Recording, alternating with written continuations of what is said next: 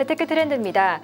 코로나19 사태가 좀처럼 진정되지 않으면서 연초 기분 좋게 출발했던 주식시장의 기세가 완전히 꺾였습니다. 자, 그렇다면 투자하시는 분들 당분간 안전자산으로만 눈을 돌려야 하는 걸까요? 공포를 이기는 투자 전략 함께 살펴보시죠. 네, 미국 뉴욕 증시 지난주부터 급락세가 이어지고 있습니다. 코로나의 세계적 대유행을 뜻하는 이른바 팬데믹이 현실화할 수 있다는 공포감이 시장이 크게 경색된 것인데요. 다우지수 같은 경우는 지난 120년 역사에서 가장 큰 폭의 낙폭을 기록했던 1987년 블랙 먼데이 때보다도 포인트 기준으로는 더 큰 폭으로 흔들리기도 했습니다. 이렇다 보니까 당연하게 안전자산 쪽으로 수요가 몰리고 가격은 치솟는 현상이 나타나고 있습니다. 금이 바로 대표적이라고 할 수가 있겠는데요. 국제 금 가격을 반영하는 한국거래소의 KRX 금 시세 보도록 하겠습니다. 지난 1월 말부터 2월 말까지 최근의 흐름을 보실 텐데요. 한 달 사이에 가파르게 갑자기 좀 오르고 있다는 점 보실 수가 있습니다.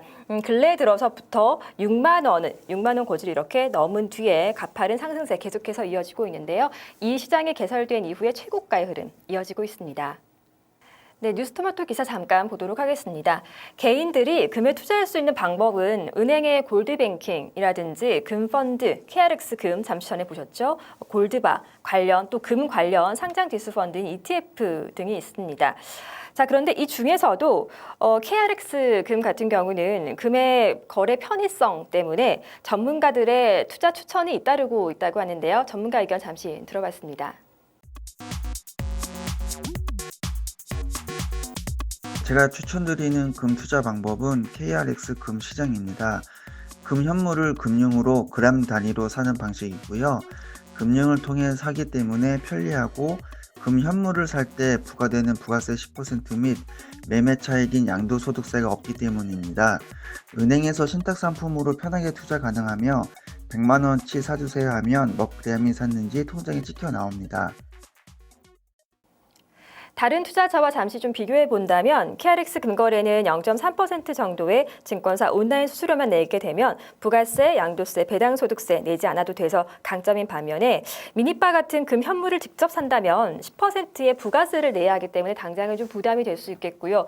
골드뱅킹 같은 경우는 금 시세에 따라서 잔액이 변하는 그런 금 통장이라고 볼 수가 있겠는데 다만 매매 차익에 대해서는 배당소득세 15.4%를 내야 한다는 점 KRX 금과는 차이라고 보실 수가 있겠습니다.